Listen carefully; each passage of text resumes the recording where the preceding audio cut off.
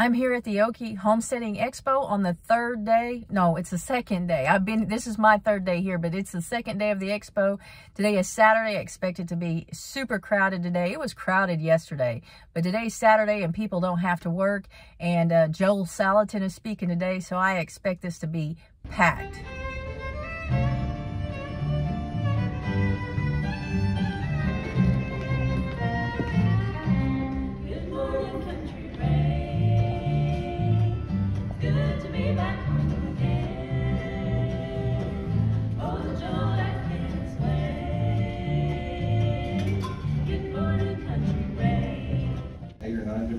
Places for that, but they're kind of scattered throughout that show barn there where all the vendors and booths are. They didn't want to put all of the demonstrators in one spot so they're not, stepping on each other. But I have Red Feather Farms.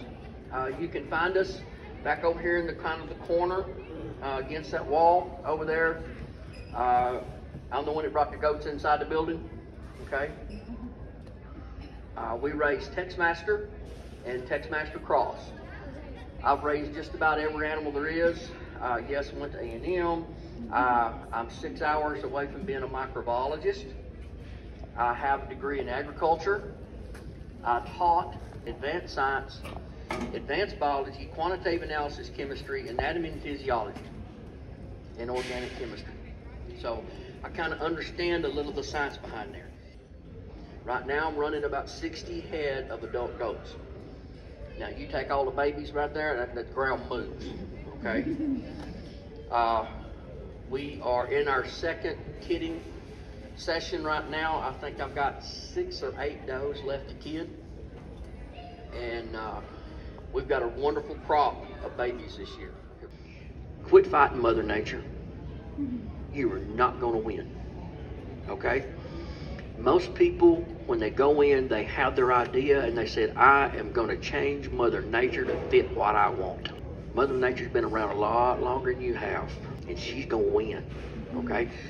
So go with the flow. Everything's a lot easier that way. We need to learn to share with each other because that's how everybody else grows and gets better. Don't ever think I'm going to hold all that information to me, okay? Don't do that. Because the world doesn't get any better that way. Also, if you share everything you know, that makes you always continue to grow so you keep staying ahead of them. Okay? I'm not worried about anybody catching me. I'm in several Farm Hub stores.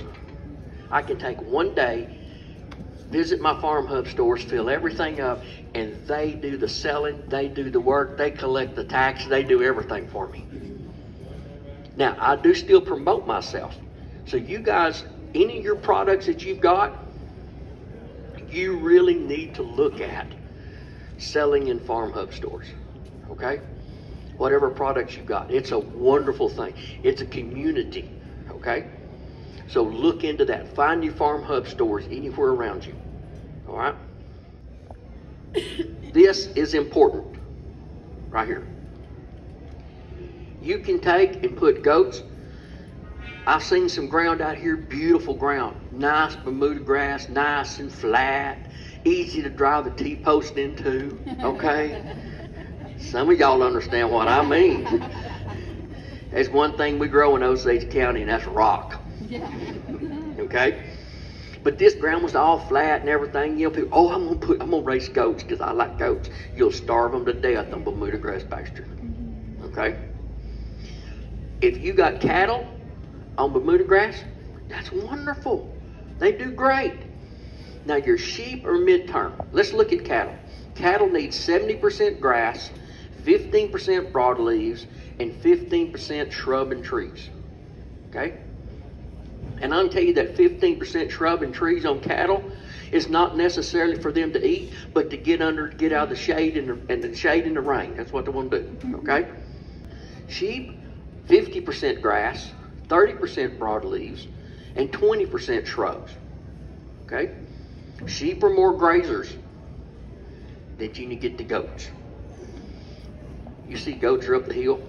See where that goat's eating? Okay? 60% shrub and trees. 10% broadleaves. 30% grass. You have till 4 p.m. to claim your prizes. After that, I'm sure they'll probably start drawing again, trying to get rid of those before the day's over. Or, yeah, we just get to take them home. But you could also do a dual purpose, like a bear rock or the breeze or breast, whatever they call them, and then they will lay eggs, and then they will reproduce for you to keep more self-sustainability on your chicken. So it's whatever, but for a profit margin, this is the only one that can be even slightly profitable. And you can't even breed them, you have to buy them from a hatchery. So you can't even buy hatching eggs hardly. I think you might can, but they still come from Tyson. Like Ideal said that they ship them directly to the customer from another hatchery. So they drop ship. But these birds come from the chickhatchery.com. And I order straight run because my first year I only ordered pullets because it was cheaper. And the pullets will only end up to be about 3 to 4 pounds, which is great for somebody's market. Some of them like the smaller birds, but I'm selling for profit. So I need my birds and I sell them by the pound. So I want the biggest birds possible. I tried to grab her spin. So I don't handle my birds, as you can see. I know that they're going to be for me, so I don't handle them at all. I feed them and I water them, and that's it. And move them on pasture every day. So these kill cones are really awesome. They're giving away one where they already did. And you get your really, really sharp knife. I use a benchmade knife, but it doesn't matter as long as it's sharp. And you get right below their earlobe, and you make one pass. And there's a vein there. And that bird is expired. So what I ran into a dual purpose also, if you're using a plucker, they're not good because they have long feathers and they clog up this plucker. So maybe a different plucker might. I'm not even sure because it's the only one I have. But I cannot hardly do like even my extra roosters in this very easily. As you can see, these don't really feather out completely. So, but I start out here at the feet. So there's just a knuckle in here. You'll see it where it bends. And if you're cutting bone, you're doing it wrong. So keep that in mind. So you're just going to make a slit, and it's going to come right down. And there's no bone. You just release it. And then it'll come out the bottom.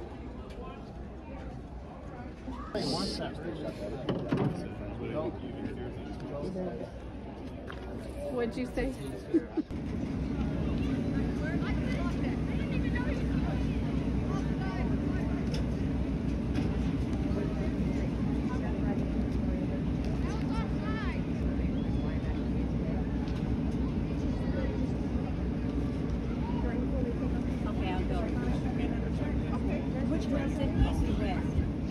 I was.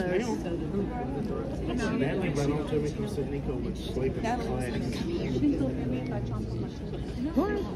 I should have got you some. How about chickens? They went to the sourdough class and I was going to go to homeschool. I'm gonna read to the guy out there. You're gonna critique me? Right? You're gonna kick me. Point at him. And Cassie is going to talk to us about the gateway drug into farming, I guess you'd say. You know, years ago, I got started, of course, on the internet way back. There was an old website for them called Backyard Chickens. You remember that? I think everybody started with chickens. That was like the gateway drug, and then you got to learn about it. So we went to YouTube. Really didn't have much back then. Backyard Chickens was a huge thing as far as the forum goes. And everybody said, yeah, you get 2 chickens, they'll turn into 4 and turn into 8 and 16 and 32. And Chicken math. yeah, chicken math is crazy. So the crazy chicken lady's going to talk to us all about backyard chickens. All right, like Daniel said, I'm Cassie Walker with Walker Farm Fam, and our family shows our events that we do, our shenanigans on and off the farm. We started YouTube in 2020, right before the world stopped, And then it was great because we had nothing else to do, so making faces at me. So, but we've also met a bunch of you guys, and that's what means the most to us. We have 3 kids on our 60-acre farm, and we do foster care. We currently have 1 child in our care, but that's a huge part of our journey. So we share that as well. A lot of times you hear the nightmares and the bad and all that. So we try to share our journey, the good and the bad, and to hopefully encourage others to answer the call.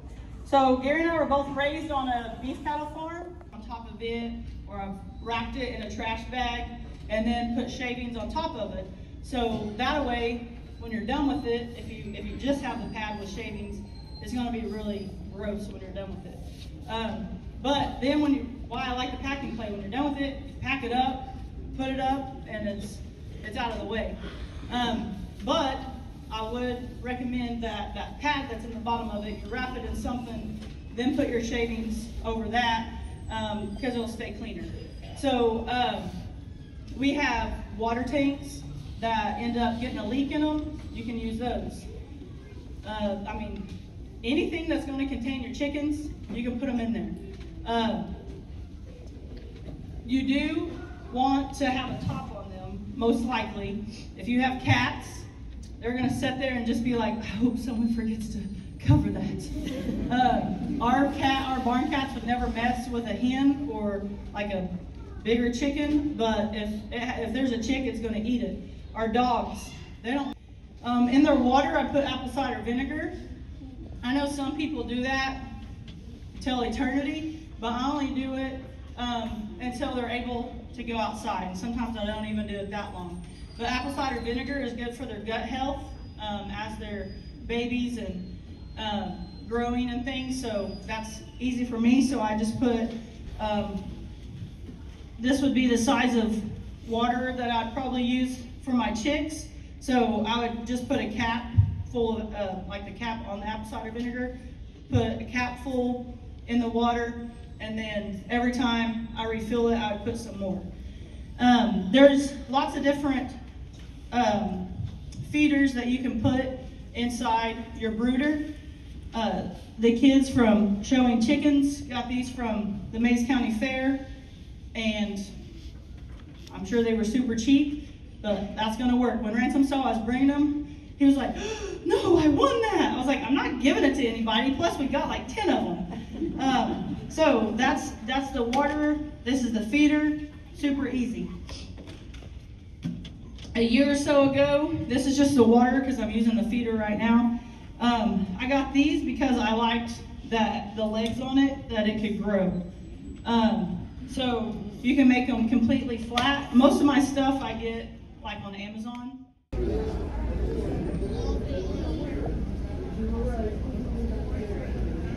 We're looking down on it, and here's your road going across the pond there. And it's recording right now, and this is my friend Stephanie.